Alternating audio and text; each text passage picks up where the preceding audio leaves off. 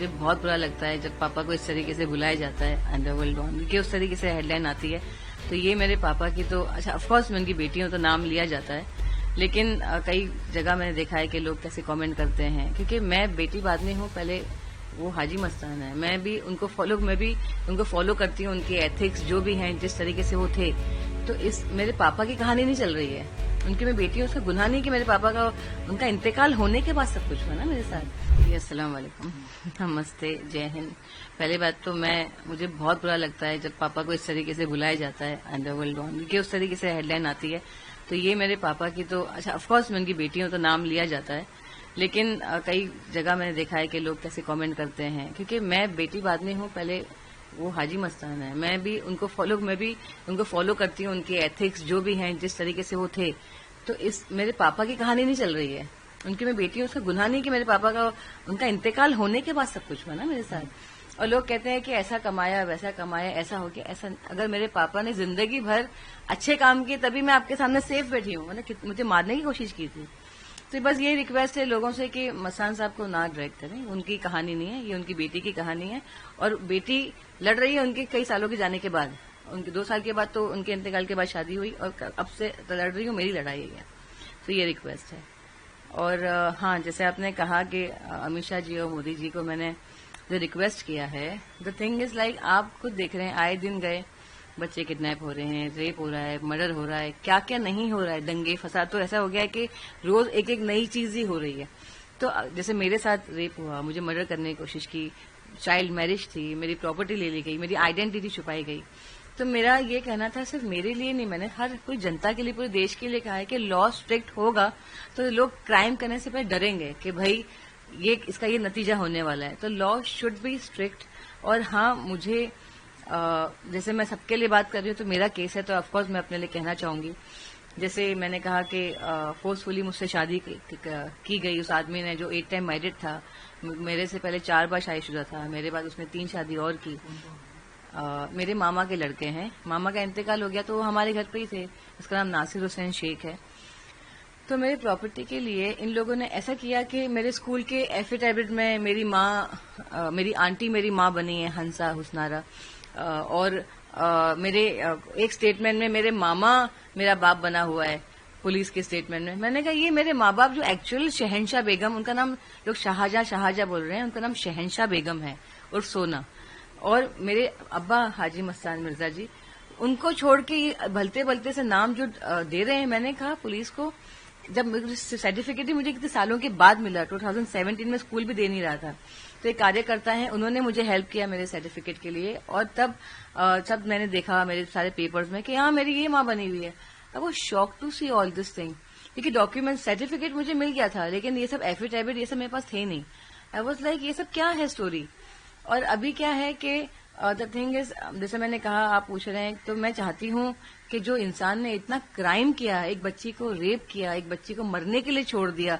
लोग कहते हैं, पुलिस भी मुझे कहती है, इतने साल आप क्या कर रहे थे? अब अरे आज मैं इतनी बड़ी हो गई हूँ, कोई मेरा साथ नहीं दे रहा, तब तो मैं बच्ची थी। और जब मुझे घर से निकाल दिया था मरने के लिए, तब तो मेरा कोई साथ ही नहीं था। 13 में मैंने जब केस डाला था, मेरी मम्मी को गायब कर दिया, दूरदर्शन में दिखाया गया उनकी फोटो के सोना जी गायब है। आप यकीन मानिए, उनको मिलने के बाद मुझे ऐसा लगा कि ये जिंदा है कि मर चुकी है। सवाल ये आता है कि इतने दिनों के बाद आपने वीडियो डालना बताइए, घटना कब की है और अभी क्या था? मैं 1996 की घटना है, 94 में इंतकाल हो गया था अब्बा का। तो घटना ये कि उसने प्रॉपर्टी के लिए try to rape me, then उसने फोर्सफुली शादी की, मम्मी को एक करके already we had sexual relationship. The thing is like कि आप उस वक्त देखो, औरतें, आपको पता है, अकेली औरत थी, पूरा खानदान उनके सर पे चढ़ा हुआ है, क्या हो गया, ये क्या हो गया। मैं भाग गई। जब मुझे तो 1996 में 2 साल के बाद पता चला कि मेरे अब्बा का इंतकाल हो गया। जब मैंने कहा मैं बाबा के चले जाऊंगी, तो मैं aunty said he passed away in very wrong way. I was like अब तो कोई ऑप्शन ही नहीं है। I ran away to my friend's house, she was not there, some family were there. रात को मैं रुकी and second day I was here. Mom cried, I cried, everything happened. After 1 month इन्होंने वापस मम्मी को प्रेशराइज किया। अब मेरे पास तो कोई चारा ही नहीं, मैं करूँ तो करूँ क्या? अब आप सोचिए ना, मम्मी तो नहीं के बराबर थी, वो तो निकल गई थी, निकाह हुआ चली गई, वो थी नहीं घर पे। पर आप सोचो, आप रेप कर रहे हो एक बच्ची को, मम्मी के दिमाग में ये कि ऑलरेडी दे है एवरीथिंग, लेकिन आप मुझे वो जो चीखें हैं, वो मुझे जो दर्द है, वो मैं कैसे भूलूं? और वो आदमी, और ऐसा नहीं, आप जैसे आपने पूछा इतने साल, मैं 12 साल की उम्र से भाग रही हूँ, I used to run away to my friend's house and I want her to come and speak कि yes, she is not lying. She used to come to me and I used to take her back. फिर उसके बाद I went to my ex-husband's friend's house. Twice I been, वो भी इतने सालों के बाद. ऐसा नहीं है कि जैसे बड़ी होने तक मैं भाग रही थी कि मुझे मारने की कोशिश कर रहे. मैंने बाल निकाल दिए थे. वो सब दोस्त आके बोलते क्यों नहीं है कि मैं इतने न्यूज चैनल पे चल रहा है मेरा. They have to come and speak. कितने लोगों ने ये कहा कि मस्तान साहब का लिए क्रेडिट के लिए कर रही हो. ये सारे लोगों को पता ही नहीं है. वो मेरी फ्रेंड को ही पता नहीं कि हाजी मस्तान की बेटी है. मैंने तो कभी बोला नहीं. और ये जो भी लोगों के पास में रही हूं, नो बडी नो कि हु एम आई. मैंने बोला ही नहीं कभी. अब्बा की इज्जत का सवाल है. लोग कहते हैं अब्बा को लेके मैं कभी सामने नहीं आई. सीक्रेट डॉटर तो न्यूज चैनल ने इस तरीके से बताया कि इतने सालों के बाद में आई. और सीक्रेट डॉटर तो पहले के जमाने के एक्टर्स के होते ही थे. कि मम्मा हीरोइन थी तो वो चाहती नहीं थी कि क्योंकि वो बहुत यंग थी मैं पैदा हुई हूं तो शी वांटेड टू. उनका भी एक सपना है मुझे एक्टर बनना है ऑल दिस थिंग. लेकिन इसका नाजायज फायदा तो मेरे घर वालों ने उठाया ना. तो मैं जैसे मैंने कहा कि मेरे अब्बा को लेके मुझे कोई क्रेडिट नहीं मिलने वाला है. और मैं खामखा हाजी मस्तान साहब की बेटी बनकर मुझे कोई सैल्यूट या कुछ दे नहीं देगा. मेरी इज्जत जा रही है कि देखो ये अपने अब्बा के बारे में लोग ऐसा बोल रहे हैं. क्या बोल रही हैं, कैसा आदमी था, क्या है. या मेरा भी तमाशा बन रहा है, मेरे अब्बा की भी इज्जत जा रही है. हमारी इज्जत जा रही है इसमें. लेकिन अब क्या करें. कब तक आदि साहब ने कहा कब तक खामोश रहूं मैं. कब से लड़ रही हूं. वो आदमी मुझे मेरी बेटी को कहकर नहीं हम सेटलमेंट करते हैं, कोर्ट जाने मना करो, ये करो. मेरी तबीयत खराब. मैं तो 2 बार आके गया. मैं हैदराबाद भी गई, सोचा कि सेटलमेंट करें.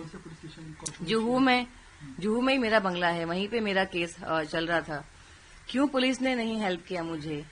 मेरे पास लॉयर भी नहीं थे. मेरे पास लोकल लॉयर्स होते थे, 500 रुपीज लेते हैं करते हैं क्योंकि बड़े लॉयर्स की फीस भी होती है. और लोकल लॉयर्स उनकी भी लॉयर की भी गलती नहीं है. वो जो काम कर सकता है वही करेगा. उतना तारीख लेता था बस. और मैं ही डेट पे जा रही हूँ. मैं रुकी हूँ. वो आदमी कब आएगा कोर्ट. वो आया ही नहीं. कोर्ट में आप गए? मैं गई हूँ 2016 तक बैक टू बैक कोर्ट गई. फिर मेरी तबीयत खराब होने लग गई. मुझे टाइफाइड हो गया था. जैसे आपने कहा सुसाइड अटेम्प्ट. मैंने सुसाइड अटेम्प्ट फर्स्ट टाइम किया था जब इसने मुझे डिवोर्स दिया इन 2010. फिर उसके बाद मैंने सेकंड किया सुसाइड अटेम्प्ट मेरी मम्मी के इंतकाल के 2-3 महीने बाद. कुछ ऐसा मसला हो गया था कि मैं वो ले नहीं पा रही थी. और फिर मैंने अभी 2 साल पहले सुसाइड अटेम्प्ट किया. But because he was not ready to settlement करने को तैयार नहीं है. और उसने तो ये बात को कहने की डर लगा कि क्योंकि मेरा केस बंद नहीं हुआ तब तक. अभी तो हैदराबाद चला गया. तो आप सोचो मैं कितना परेशान होके मतलब मैं ही ये सब करते रहूं. और मुझे एक बात समझ में नहीं आती है कि कोर्ट में तो हम पिस जाते हैं. तो मेरे लॉ स्ट्रिक्ट करने का सर हम जिंदगी निकल जाती है हमारी सबकी कोर्ट में.